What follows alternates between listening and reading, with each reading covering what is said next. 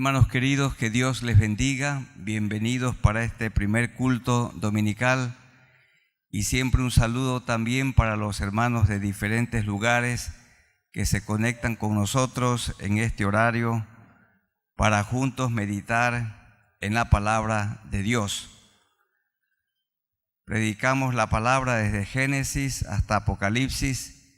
Ya hemos predicado los 50 capítulos de Génesis, los 40 de Éxodo y hoy el capítulo 24 de Levítico.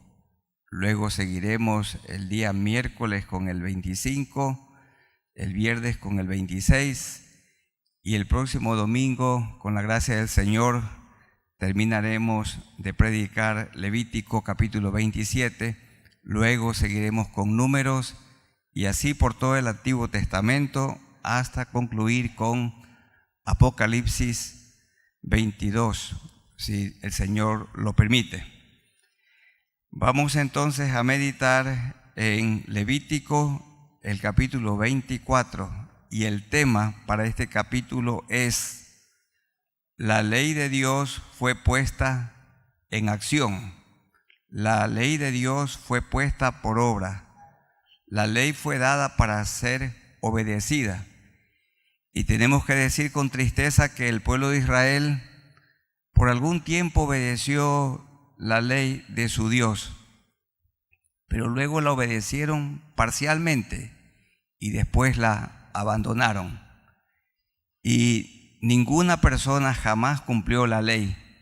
La única persona que cumplió fielmente la ley, que la obedeció y que la puso por acción, es la persona de nuestro Señor Jesucristo.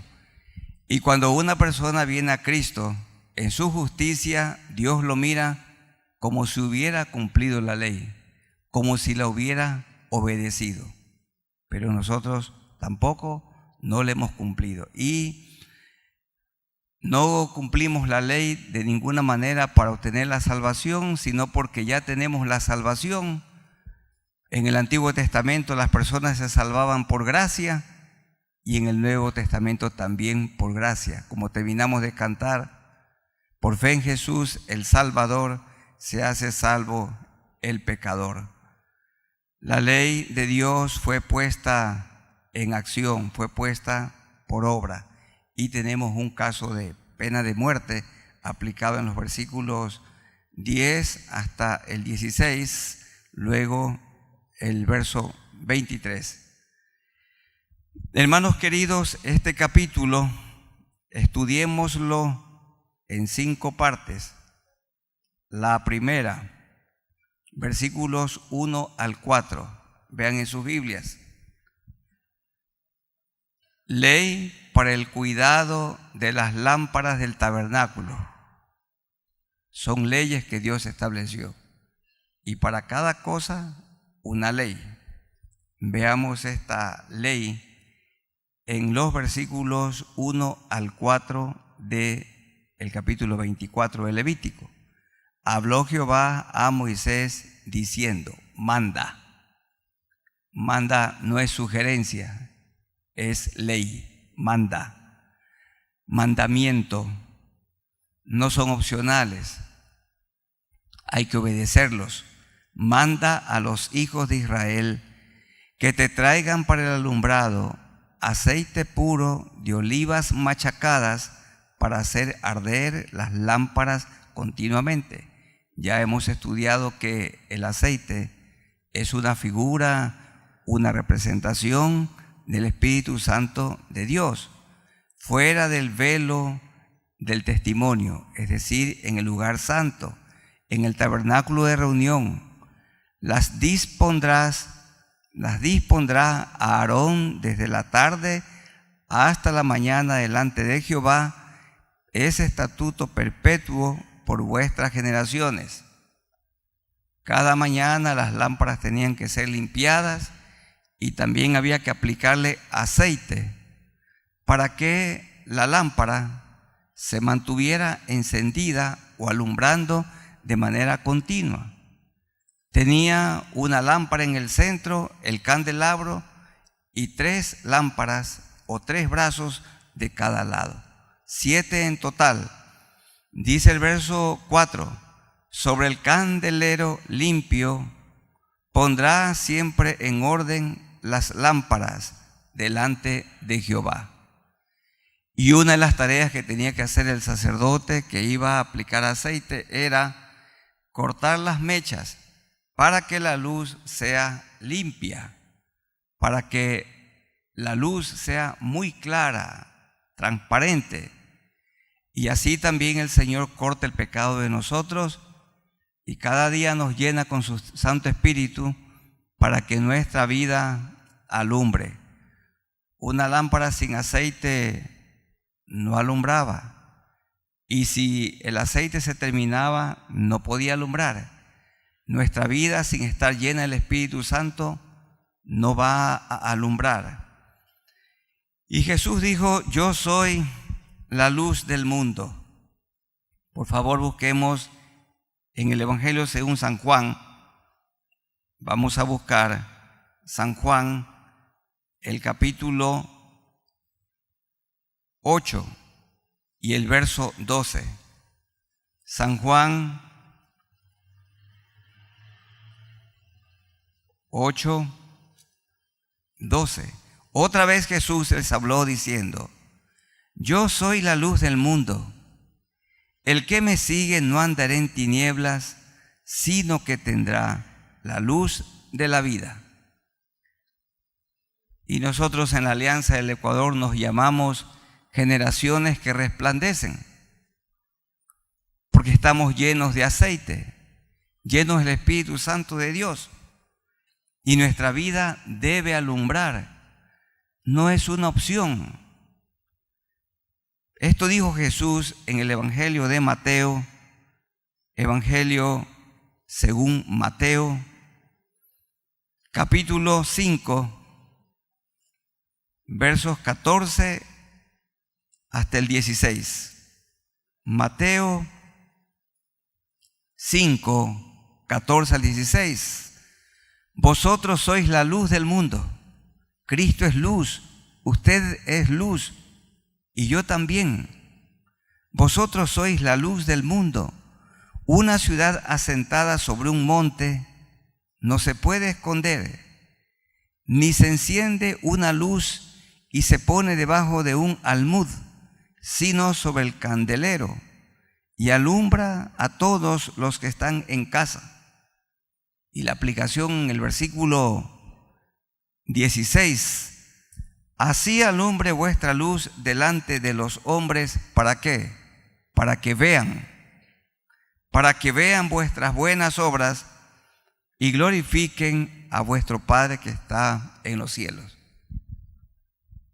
Hermanos queridos, para que vean su hogar y mi hogar, para que vean su fidelidad conyugal, mi fidelidad conyugal, para que vean nuestra generosidad, para que vean nuestra disciplina, para que vean nuestro orden, para que vean que somos personas que nos agrada estudiar, que vean todos que somos personas que pagamos nuestros impuestos, para que todos vean que nosotros respetamos y obedecemos las leyes y las leyes de tránsito, como por ejemplo detenerse cuando el semáforo está en amarillo o rojo.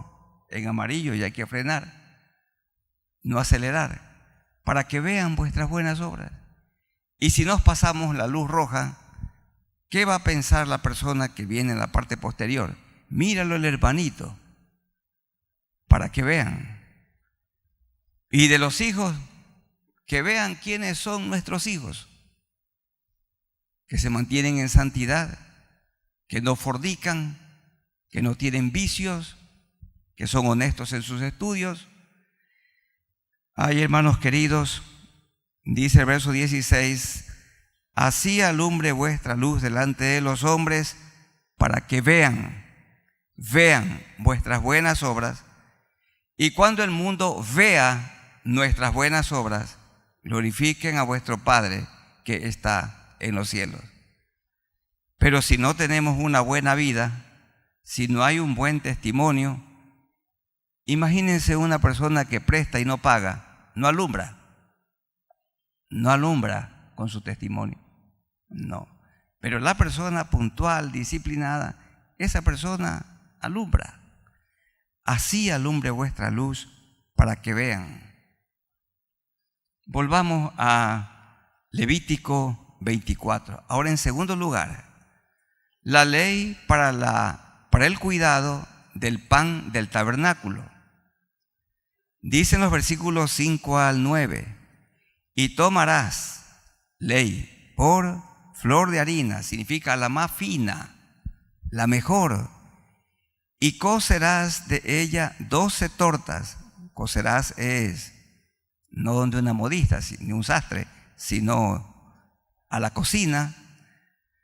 Dice, cada torta será de 2 décimas de efa, y las pondrás en 2 hileras, 6 en cada hilera, sobre la mesa limpia delante de Jehová.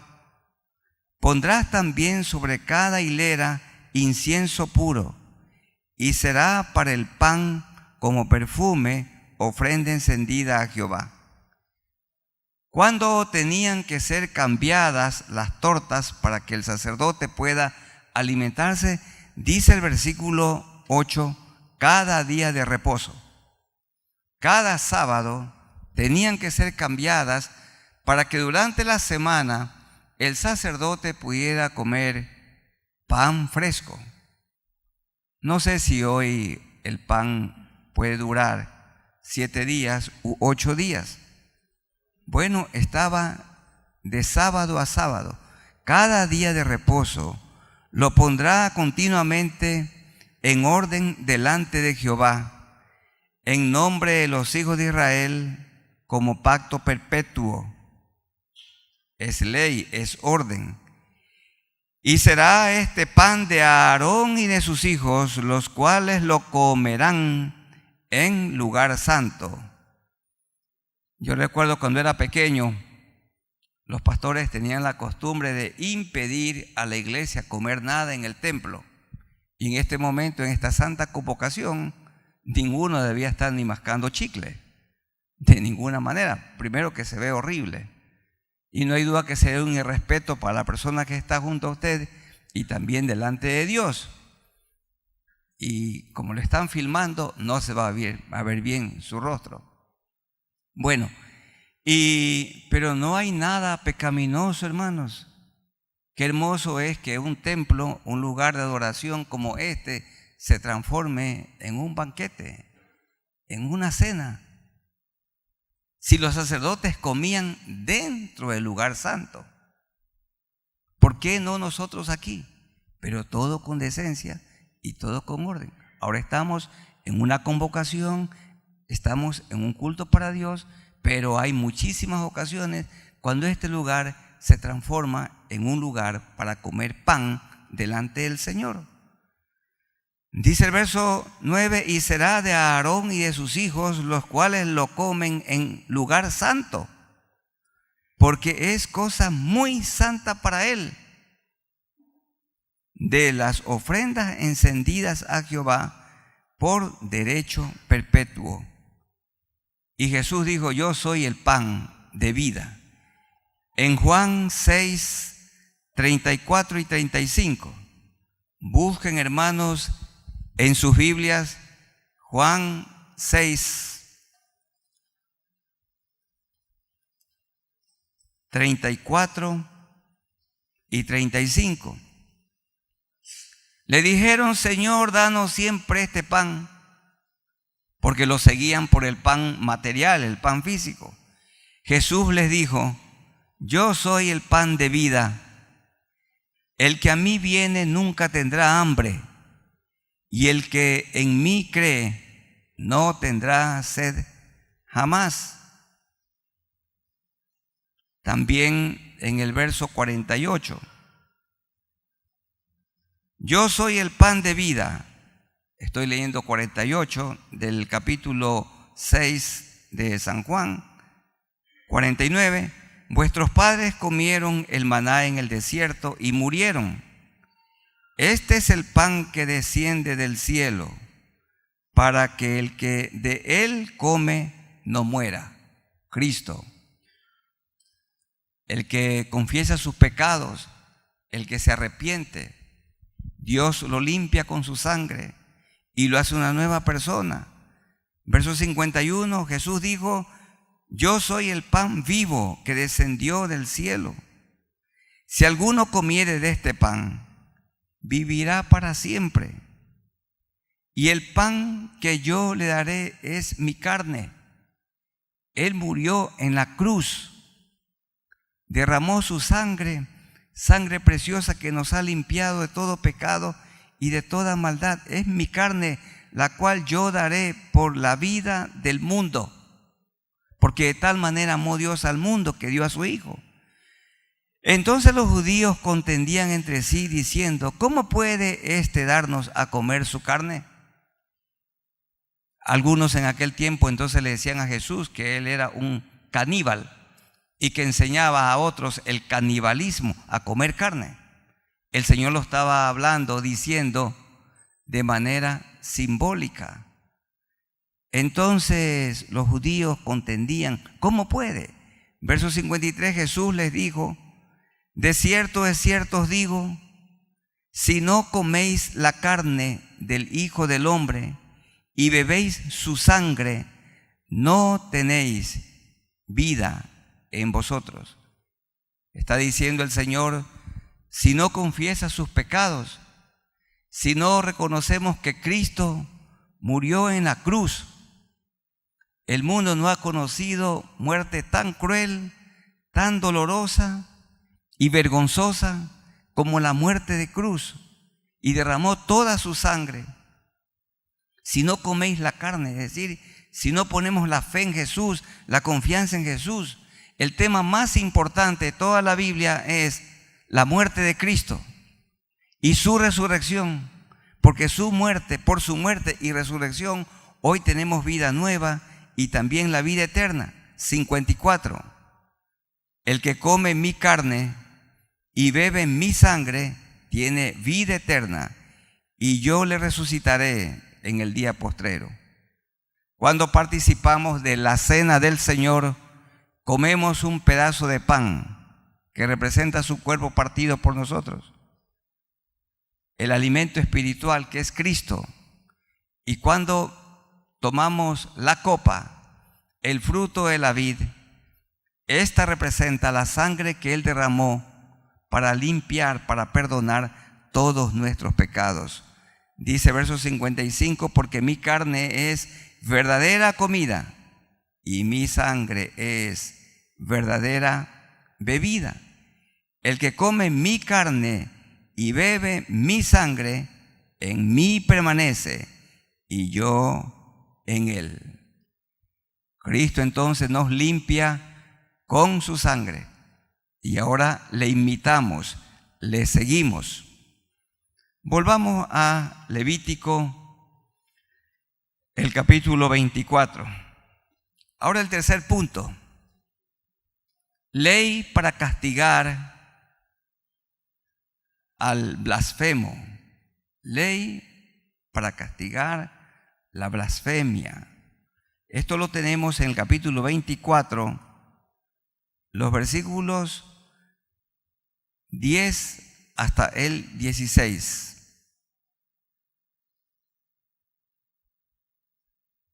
Dice así: en aquel tiempo, miren cómo se aplicaba la ley, el hijo de una mujer israelita, del cual era hijo de un egipcio. Aquí vemos que una mujer del pueblo de Dios se había unido en matrimonio o a lo mejor fornicación con un pagano, cosa que Dios prohibía en el Antiguo y lo hace de igual manera en el Nuevo Testamento. Era este muchacho hijo de un egipcio. Salió entre los hijos de Israel, y el hijo de la israelita y un hombre de Israel riñeron en el campamento. Este muchacho era un peleón, un maleducado, un impío. Dice el verso 11, y el hijo de la mujer, no se dice el nombre, solo se lo conoce más adelante como el blasfemo. Y el hijo de la mujer israelita, hijo de un egipcio, blasfemó el nombre de Dios. ¿Qué habrá dicho? Insultó a Dios. Dijo cosas hirientes contra Dios. Blasfemó el nombre. Y maldijo el nombre de Dios. Entonces lo llevaron a Moisés y su madre se llamaba Selomit. Ella se había unido con un pagano, lo que Dios prohíbe. Hija de Dibri, de la tribu de Dan. Y lo pusieron en la cárcel, ¿a quién? Al blasfemo, hijo de un israelita y de un egipcio, hasta que les fuese declarado por palabra de Jehová. Esta mujer había desobedecido, esta muchacha se había unido con este egipcio, y cuando salieron para la tierra prometida, el egipcio no la quiso seguir, no quiso seguir con el pueblo de Israel. Hubo otros egipcios que siguieron, y son personas que luego en el camino hicieron problemas porque eran paganos. Como cuando se le entrega un cargo a un pagano, a una persona reformada pero no transformada, es un problema. Es una crisis dentro de ese ministerio. Tiene que ser una persona que se ha arrepentido, una persona que ha nacido de nuevo. Y realmente es un problema. Ahí también, entonces, este muchacho era un alborotador. Dice el verso 13, y Jehová habló a Moisés diciendo, saca al blasfemo fuera del campamento, y todos los que le oyeron, ponga sus manos sobre la cabeza de él, del muchacho blasfemo, y apedréelo toda la congregación. Ley. Al comienzo Israel aplicó la ley. Luego ya no la aplicaron. Ya no la guardaron, por esto les fue muy mal. Tenían que lapidarlo. Verso 15. Y a los hijos de Israel hablarás diciendo, cualquiera que maldijere a su Dios, llevará su iniquidad. ¿Cuál era la iniquidad? La pena de muerte. Y el que blasfemare el nombre de Jehová, ha de ser muerto. Toda la congregación lo apedreará, así el extranjero como el natural. Si blasfemare el nombre, que muera. Bueno, esto era con el propósito de infundir temor. También pasó esto con Ananías y Zafira en el Nuevo Testamento. Ellos mintieron a Dios, mintieron al Espíritu Santo de Dios, y los dos murieron porque hicieron un voto, hicieron una promesa, tratando de hacer lo que había hecho Bernabé, quien vendió una propiedad y entregó todo el fruto de lo vendido y lo trajo a los pies de los apóstoles. Y cuando Ananías y Zafira vendieron la propiedad, vieron que era mucho dinero y entregaron solamente una parte. Y le preguntó Pedro, ¿vendiste en tanto la propiedad? Y ellos dijeron sí, y murieron. ¿Para qué? Dios les quitó la vida para infundir un santo temor en la iglesia naciente. Miren lo que sucediera si Dios siguiera aplicando hoy, así como lo hizo con Ananías y Zafira. Y en cuarto lugar, ley para castigar a quien hería de muerte a su prójimo. Veremos también una referencia en el Nuevo Testamento. Leamos los versículos 17 al 22. asimismo. Este es un adverbio, esta palabra, asimismo. Continuidad. Está bien conectado con lo anterior. Al blasfemo dijo, hay que quitarle la vida. Asimismo, el hombre que hiere de muerte a cualquiera persona que sufra la muerte. Miren, en el Ecuador es horrible lo que pasa hoy. Si uno enciende un momento la televisión para escuchar noticias, no sé cuánta gente muere cada día. Leí un estudio, unas estadísticas que dice que en Ecuador muere o asesinan a una persona cada hora y 50 minutos. Y pronto será seguramente un asesinato por hora. La violencia ha crecido, porque la violencia no fue cortada, no fue juzgada, no se aplicó la ley a tiempo. Pero eso tiene que ver con el deterioro del hogar. De un buen hogar saludable, de un hogar que teme a Dios, no sale y no crece ningún delincuente. El deterioro de la familia, porque la familia ecuatoriana le ha dado la espalda a Dios, entonces es el deterioro del país. Y el pueblo ecuatoriano y latinoamericano y mundial tiene un solo remedio: tiene que acercarse a Jesucristo. Porque el hogar donde Cristo reina es un hogar diferente. Es un lugar de paz, de transparencia, de verdad. Dice el verso 17, asimismo el hombre que hiere de muerte a cualquiera persona que sufra la muerte. El que hiere a algún animal ha de restituirlo, quiere decir devolverlo, comprar otro igual o mejor y devolverlo, animal por animal. Y el que causare lesión en su prójimo, según hizo, así le será hecho.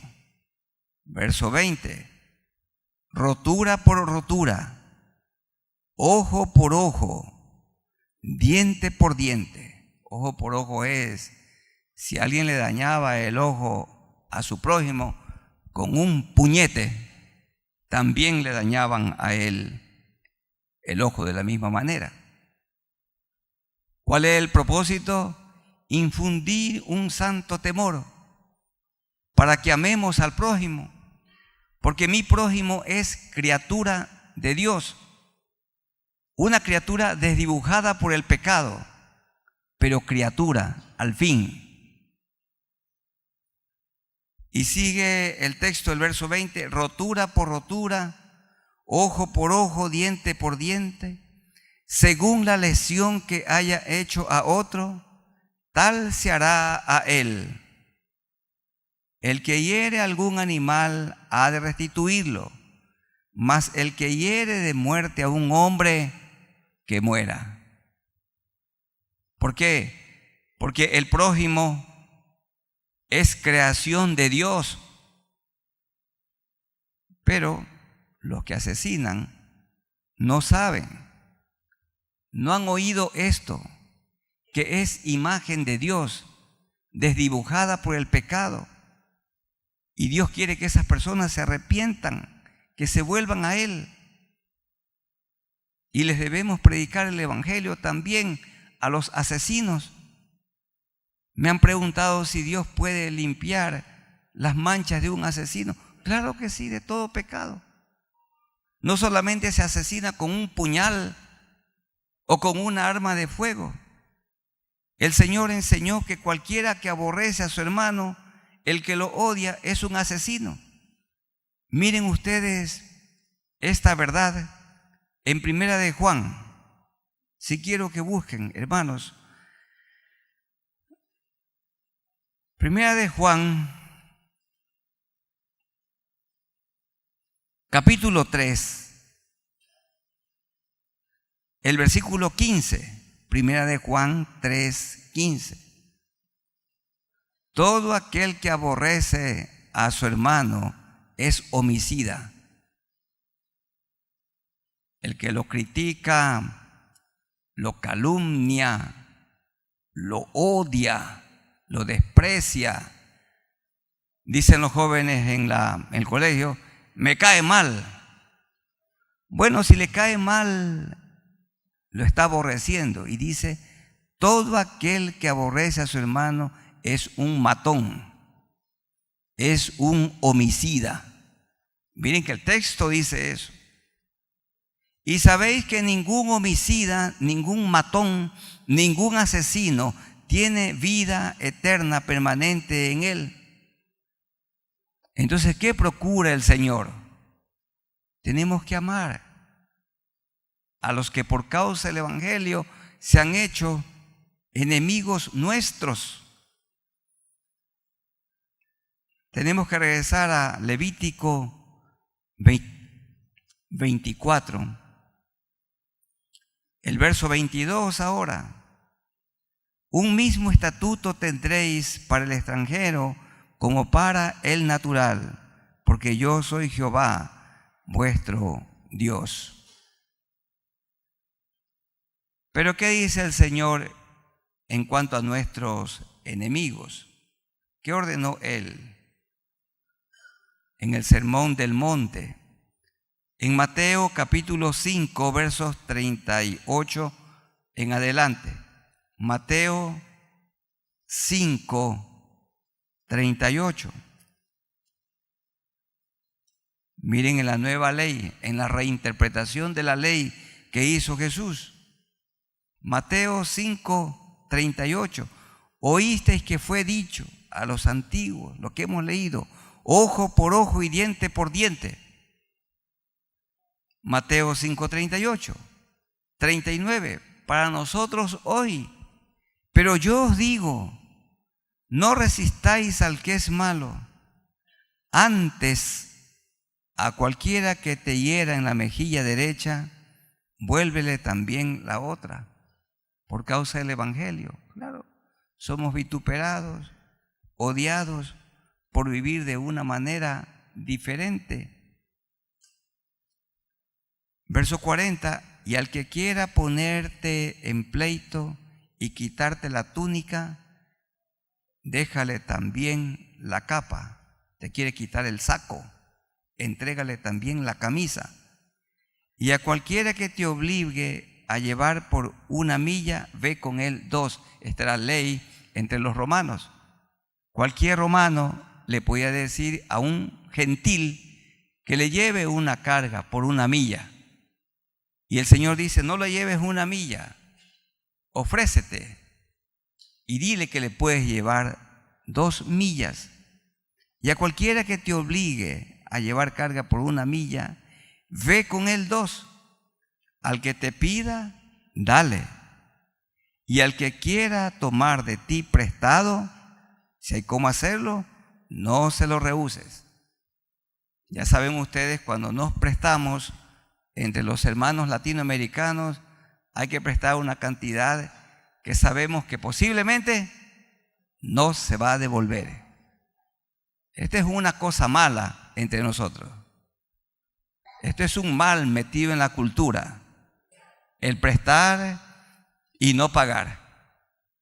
El lunes te pago. ¿De qué semana? ¿De qué mes? ¿De qué año? Hermanos, el peor pecado es el que parece que no es pecado. Anoche hablamos con los jóvenes. Cuando a Dios haces promesa, no tardes en cumplirla, porque Dios no se complace de los insensatos. Qué hermosa enseñanza. El Señor dijo, vuestro sí sea sí, vuestro no sea no. Y la persona presta y pasa el siguiente mes y dice, no le puedo pagar, discúlpeme. Pasa un año, no le puedo pagar, y después ya se olvida, o sea, se lo ha olvidado. Pero la persona que prestó no se olvida. Hermanos queridos, tiene que haber un cambio. El mundo presta y no paga, pero el creyente es como Cristo, es santo en todo su actuar. Dice el versículo 42, al que te pida, dale. Y el que quiera tomar de ti prestado, no se lo rehuses. En todo momento hay que hacer el bien. Oíste que fue dicho, amarás a tu prójimo y aborrecerás a tu enemigo. Pero yo os digo, amad a vuestros enemigos, bendecid a los que os maldicen, haced bien, esto es imperativo, haced bien a los que os aborrecen por causa del evangelio, y orad por los que os ultrajan y os persiguen. Hermanos, hay personas que los calumnian a ustedes y a mí también. ¿Y qué tenemos que hacer frente a esas calumnias? ¿También tomar el celular y escribir fruto del odio? No, mía es la venganza.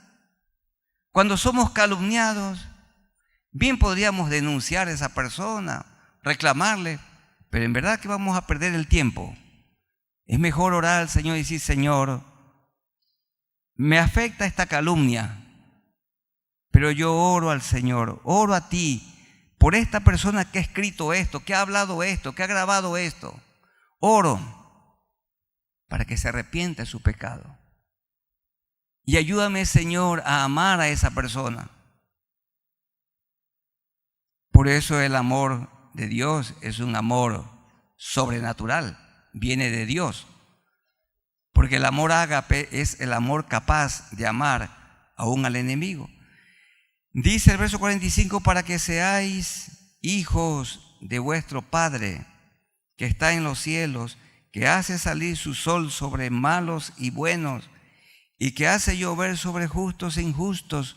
Porque si amáis a los que os aman, ¿qué recompensa tendréis? ¿No hacen también lo mismo los publicanos?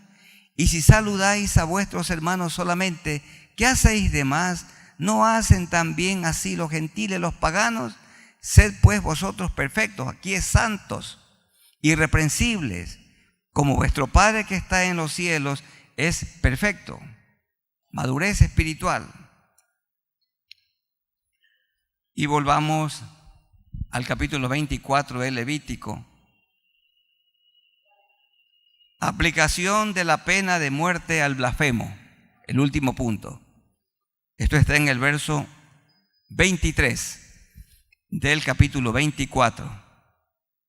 Y habló Moisés a los hijos de Israel, y ellos sacaron del campamento, ¿a quién? Al blasfemo, al muchacho hijo de una mujer israelita, que nunca se debió unir en matrimonio con un pagano egipcio. Y salió ese muchacho, blasfemo, impío, inmoral. Y habló Moisés a los hijos de Israel, y ellos sacaron del campamento al blasfemo, y lo apedrearon. Y los hijos de Israel hicieron según Jehová había mandado a Moisés. Por esto el tema, ¿cuál es? La ley de Dios fue puesta en acción, por lo menos temporalmente. Hermanos y amigos, en el Nuevo Testamento se enseña sobre la pena de muerte. Claro, Roma aplicaba la pena de muerte. Lo malvado, lo malo era que la aplicaban de manera injusta, como se lo hizo con nuestro Señor Jesucristo. El representante de Roma, Poncio Pilato, dijo, yo en este hombre no hallo nada digno de muerte. 3 veces dijo él, este hombre es impecable, intachable. Y si no halló nada digno de muerte, ¿por qué ordenó que sea crucificado? La presión política, porque le dijeron, si no lo asesinas, no eres amigo de César. Miremos unos versículos donde está implícito, se habla de la aplicación de la pena de muerte. Pablo lo dijo en Hechos 25:11. Hechos 25, capítulo 25, verso 11. Porque él apeló ante César cuando lo querían asesinar. Y dice Hechos 25:11, porque si algún agravio o cosa alguna digna de muerte he hecho.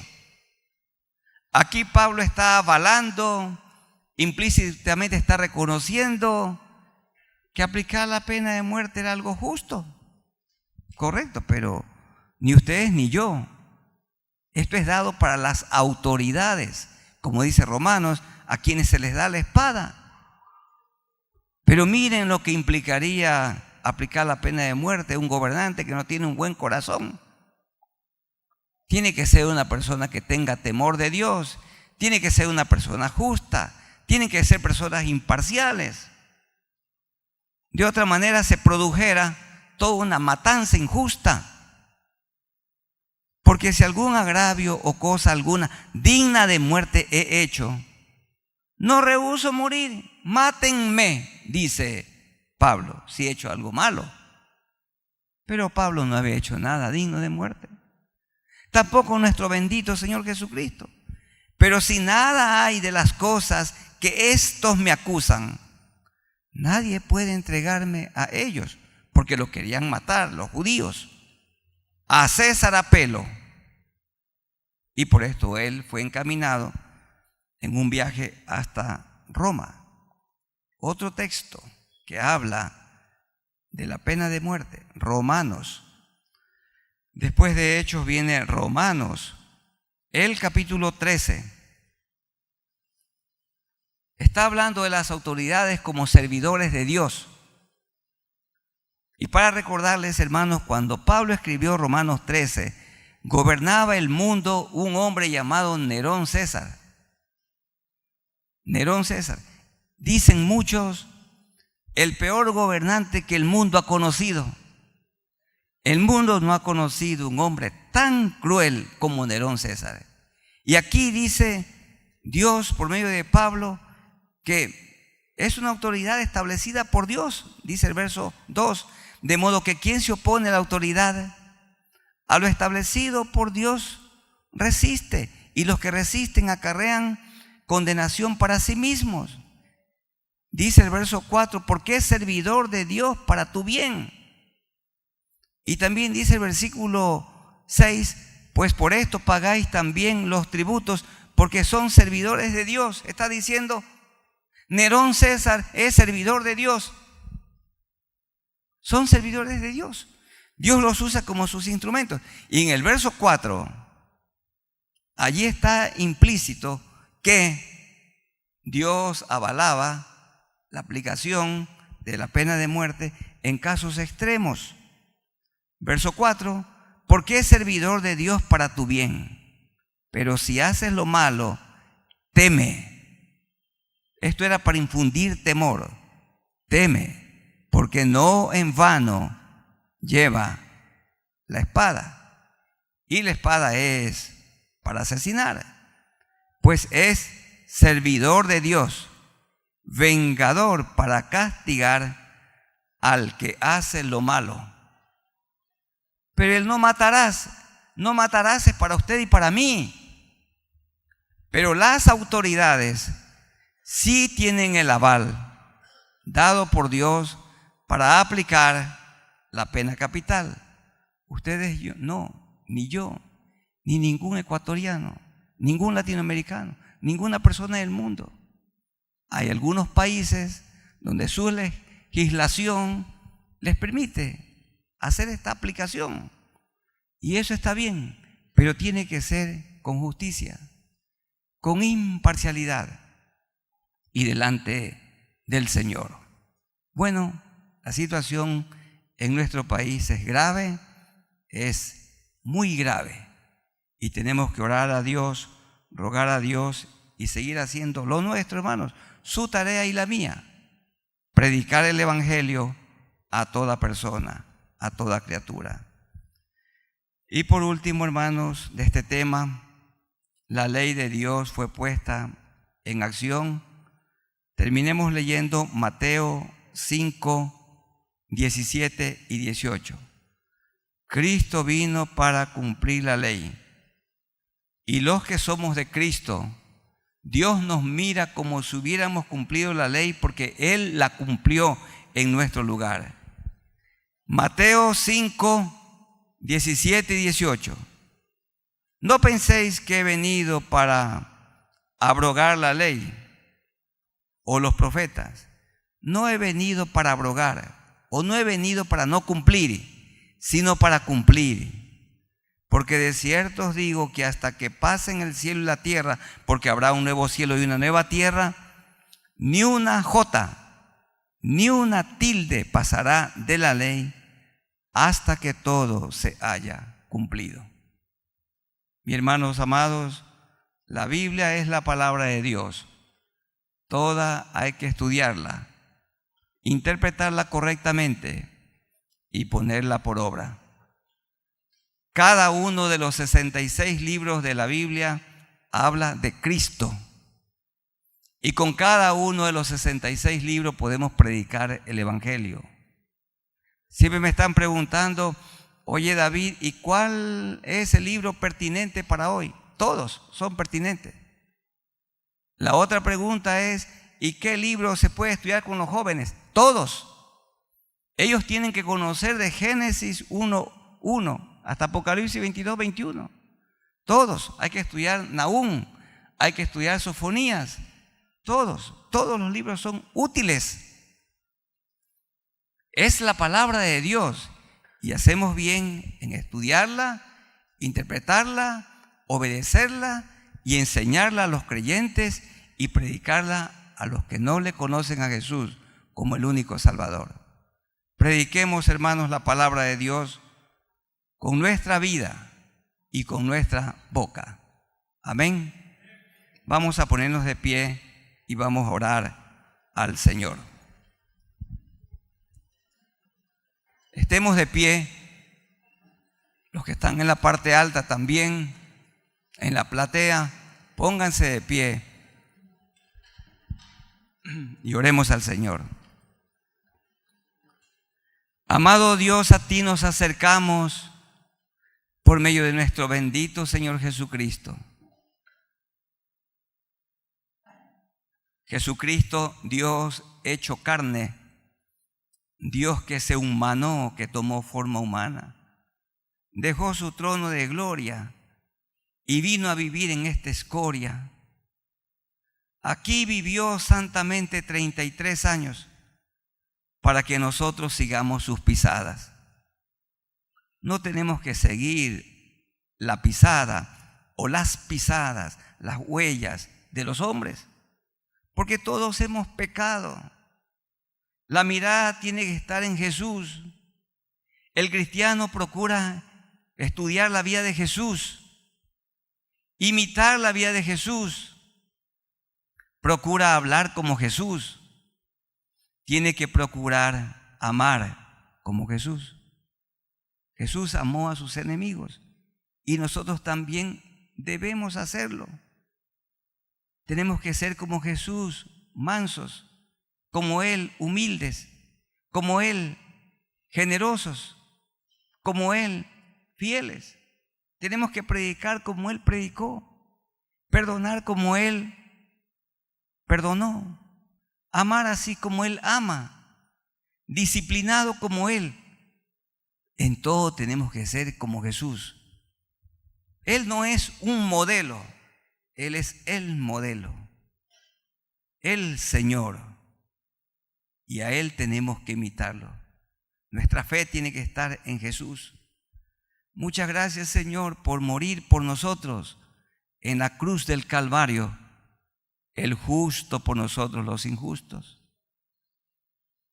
Tú tomaste nuestro lugar, moriste como nuestro sustituto. La paga del pecado es muerte, yo la merecía, mis hermanos la merecían, pero tú tomaste nuestro lugar en la cruz. Y derramaste tu sangre, sangre preciosa, que nos ha limpiado de todo pecado y de toda maldad. Mi hermano, mi hermana, aquí de pie, hay algo que usted tiene que confesarle a Dios. Confiésele en este momento.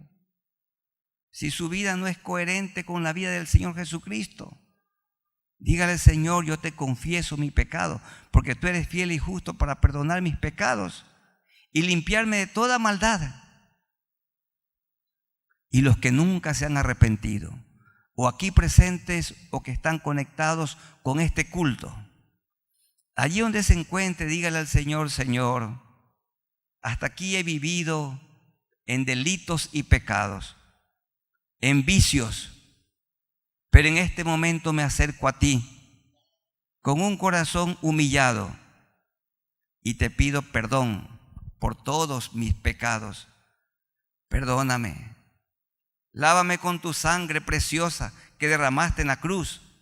Limpia mi mente, limpia mi corazón, limpia mi conducta. Hazme una nueva persona. Dame tu Santo Espíritu y ayúdame a vivir desde hoy una vida nueva. No otra religión, sino otra vida. Gracias por esta salvación tan grande. Ayúdanos, Señor, para que como iglesia nos mantengamos con la mirada en Jesús. Y Pablo dijo: poner la mira en las cosas de arriba, no en las de la tierra.